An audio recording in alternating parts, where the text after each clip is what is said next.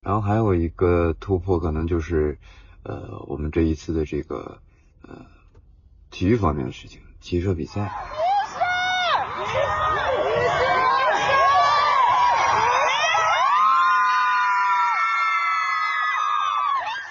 我们每一年的比赛呢，都是会有积分的。虽然我比赛参加的并不多啊，不像他们一样一年参加很多比赛，但是我参加的这几次比赛的积分，我应该是在全国成人组总分排名的第3名，就是在全国所有成人运动员里的前3名。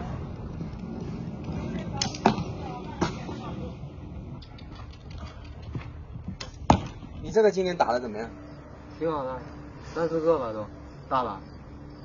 现在主要问题就是这个实在是没时间训练，练得太少，就只能练这么1、2次比赛，而且都是晚上练，白天都没怎么练过。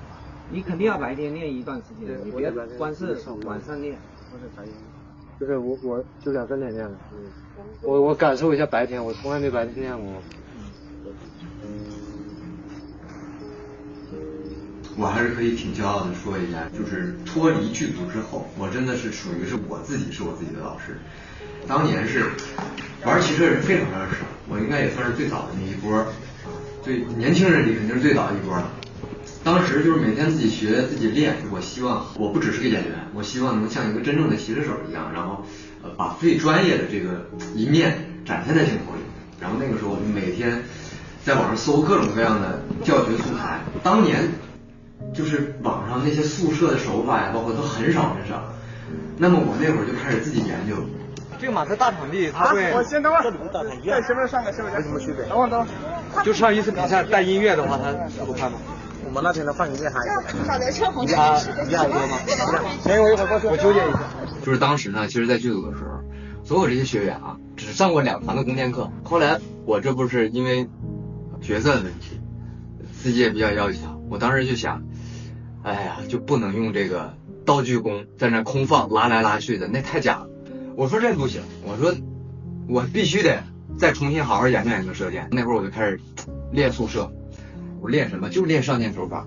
那会儿就每天把各种什么环声抱月，什么用这个大鱼际的，就各种能有的一切，像这种夹烟的方式、夹烟法，所有的方式全研究一遍。就是晚上回到房间放松压腿看电视，我都会拿着弓，然后拿一支箭，然后每天这样练。我现在比较用的多的就是夹到右侧弓臂，然后转箭下压这种方式。是我用了很多种方式之后，我觉得这种方式至少对于我来说是最稳定啊，同时快的。18、19年之前肯定是没有任何人用过这个方式。我当时看了很多的上箭手法之后，就把它们做了一个综合。最开始其实比较流行的是匈牙利就卡萨老师那个体系，他是把这个所有的箭，就是也是前手持箭手持箭，把所有的箭放在弓臂的左侧啊，然后他这个是这个箭尾朝上，是这样抽出来，然后插进去，直接在弓臂的左侧用地中海方式打。这种方式也很快很漂亮，而且他前手能吃很多箭。但是就是他因为他是这个3指的方式，他可能他的开弓肯定是没有右侧搭弦、拇指搭弦那样开弓开得满。那么你开弓开得越满，那你的这个效能越强，那你的指向性越好。所以就是而且我是比较习惯拇指，还有就是我现在为了快就是下3指这种方式啊。后来我想怎么能弄一个前手又能持箭，又能保证这个箭的排序不乱，然后呢你还是拇指下3指的右弓臂搭箭的方式。后来我就把这个匈牙利的那种夹箭的方式改成了右侧。现在很多人用的这个方法，当年绝对是我自己研究出来这个手法啊。但是我当时用这个手法的时候，我其实是在我身边是分享过很多人，就是现在看见有很多人都在用这方式的时候，我就觉得挺有意思的。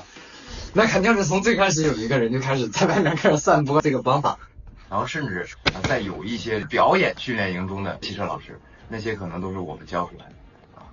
我们很后面教出来的一些人，其实他们也都已经陆续当老师了。所以在网上呢，可能是有一些网友，包括粉丝们，确实是不太了解情况。其实真实的情况并不是你们想的那样。确实，现在市面上很多的这些后期接触到骑射的这些算是教育人员啊，就是新人，他可能都是我们这一波人教出来的。